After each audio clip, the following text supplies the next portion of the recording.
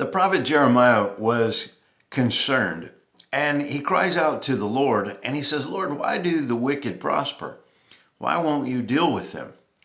And God is preparing Jeremiah. He says, Jeremiah, there's still much to do, and it's going to get more difficult. I need you to go from strength to strength because times are going to get more difficult. He uses a vivid illustration to illustrate this in Jeremiah chapter 12, verse 5. God says to Jeremiah, if thou hast run with the footmen, and they have wearied thee, then how canst thou contend with horses? And if in the land of peace wherein thou trustest they wearied thee, then how wilt thou do in the swelling of Jordan? The picture of a footman running with other men in a race and growing tired. And he says, okay, well, you got tired running against men. How tired do you think you're going to get when you run against the horses? He says, you're having a hard time walking in the land of peace. Wait till the Jordan swells. When the Jordan swells and it brings all this feed, it's going to bring all these birds.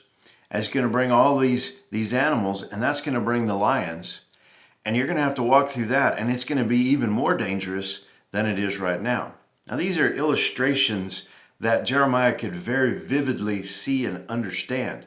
And the whole point of this passage of Scripture and this illustration that God gives is to say, Jeremiah, I'm allowing you to go through difficult times right now, but I need you to grow in these times because there's harder times ahead.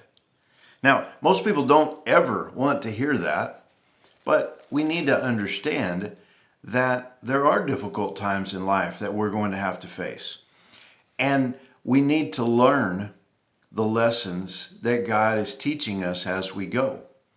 And so smaller lessons prepare you for bigger lessons. You learn to walk before you learn to run.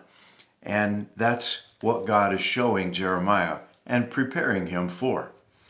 In the book of Hebrews, he is encouraging us. The writer's encouraging us, and he says, looking unto Jesus, the author and finisher of our faith. Well, what are we looking to Jesus for? What's going on? Well, we too are running a race.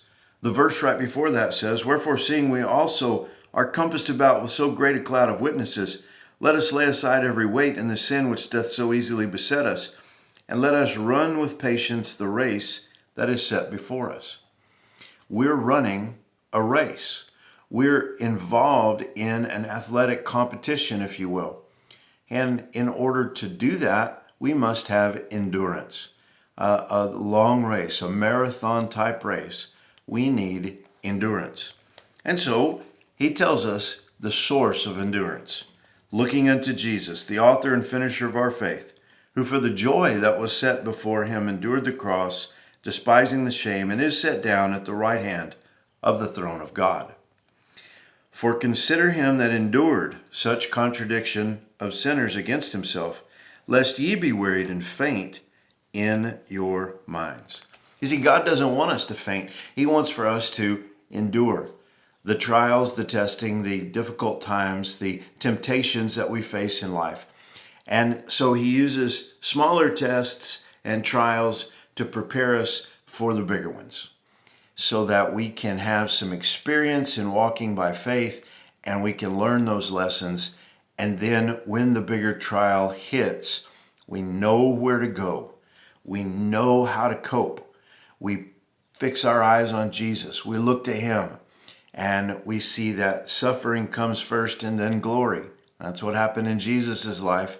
That's what's been promised for us. There is a glory, but we've got to go through many trials and difficulties now before that. So I just want to encourage you, learn the lessons that God sets before you because they're making you stronger and building endurance and teaching you how to face the big trials that might come.